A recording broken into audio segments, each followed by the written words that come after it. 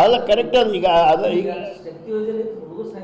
ಈಗ ಅದು ನಾವು ನಿಮ್ಮ ಮುಖಾಂತರ ಮನವಿ ಈಗ ಹೊಸ ಬಸ್ಗಳು ಅವು 50 ಬಸ್ಗಳು ಈಗ ಕೆಲವು ಯಾದಗಿರಿಗೆ ಗುಜರಿಗೆ ಹೋಗಂಥ ಬಸ್ಗಳು ಅವ ಅದಕ್ಕೆನಪ್ಪ ಈಗ ಹೊಸ ಬಸ್ಸಿಗೆ ಕೇಳ್ಯಾರ ಹೊಸ ಬಸ್ ಏನಪ್ಪ ಬರ್ತಾವೆ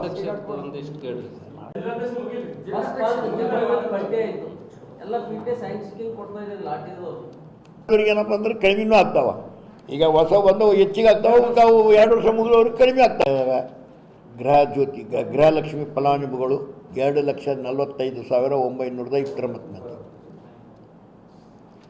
ಅದರಲ್ಲಿ ಈಗ ಸದ್ಯ ಏನಪ್ಪ ಅಂತಂದರೆ ಮೃತಪಟ್ಟವರು 4,719 ಮಂದಿ ಯಾರ. ಅದರಲ್ಲಿ ಏನಪ್ಪ ಬ್ಯಾಂಕಿನಾಗಿಂತ ಏನಪ್ಪ ಅಂದ್ರೆ ರಿಕವರಿ ಆದದ್ದು 119 ಮಂದಿ ಇದ್ದಾವೆ. ಉಳಿದ ಅಮೌಂಟ್ ಏನಪ್ಪ ಅಂದ್ರೆ ಬ್ಯಾಂಕಿನಲ್ಲಿ ಇದ್ದಂಥ ಅಮೌಂಟನ್ನು ರಿಕವರಿ ಮಾಡೋದಕ್ಕೆ ಪ್ರಯತ್ನ ಮಾಡ್ಲಿಕ್ಕತ್ತೀವಿ.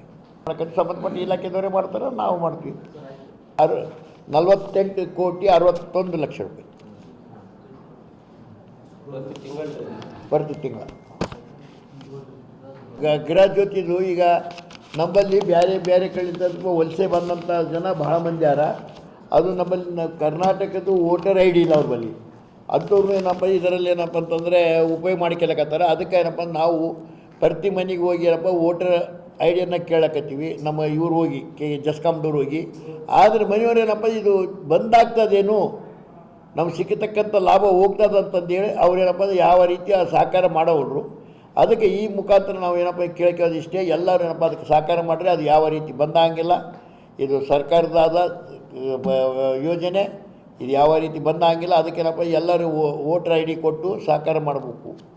ಅದು ಸಹಕಾರ ಮಾಡಿದನಪ್ಪ ಅದು ಮುಂದೆ ಏನಪ್ಪ ಅಂತಂದರೆ ಅದು ಇದು ಜಸ್ಕಾಮ್ ಅಂತೂ ಹಿರೇ ಇರ್ತದೆ, ಎಲ್ಲಿಗೆ ಹೋಗಿಲ್ಲ, ಅದು ಪವರ್ನೂ ಹೋಗಿಲ್ಲ. ಅನುಮಾನ ಅದ ಮಂದಿಗೆ ಕಟ್ಟಾಗ್ತದ ಅದು ಆಗ್ತದೆ ಅಂತಂದು. ಅದಕ್ಕೆಲ್ಲರಿಗೆ ಏನಪ್ಪ ಅವೇರ್ನೆಸ್ ಮಾಡೋದಕ್ಕೆ ಇದು ಮಾಡೀವಿ.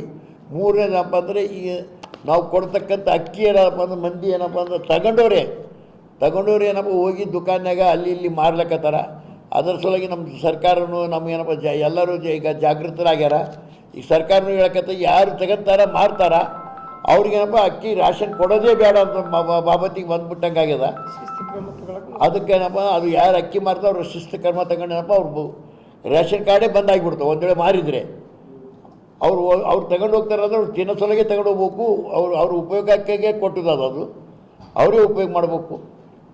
ಏನಂತೂ ಈಗ ಎಲ್ಲನೂ ಬಸ್ಸಿಗಂತೂ ಸಾಕಷ್ಟು ಅನುಕೂಲತೆ ಮಾಡಿಕೊಟ್ಟಿವಿ. ಬಸ್ಸಿನಾಗ ಏನಪ್ಪ ಮತ್ತು ಯಾರ್ಯಾರು ಎಲ್ಲೆಲ್ಲಿ ಹೋಗಿಲ್ಲ ಅಂತಾರ. ಯಾವ ಊರಾಗ ಶಾಲೆ ಮಕ್ಕಳು 100 ಮಂದಿ ಯಾರ 50 ಮಂದಿ ಯಾರ 70 ಮಂದಿ ಯಾರ ಅಂತ ನಮ್ಗೆ ಹೇಳ್ಯಾರ.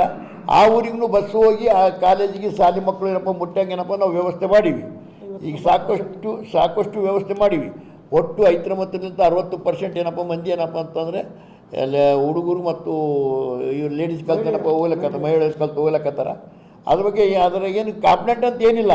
ಈಗ ಕೆಲವು ಏನೋ ಅಂತಂದರೆ ಈಗ ಈ ಸಮಸ್ಯೆ ಬಂದದ, ಹುಡುಗರು ಒಳಗೆ ಹೋಗ್ಲಿಕ್ಕೆ ತಯಾರಿಲ್ಲ, ಎಲ್ಲರೂ ಡೋರ್ನಾಗ ನಿಂದಿರ್ಬೇಕಂತಾರೆ.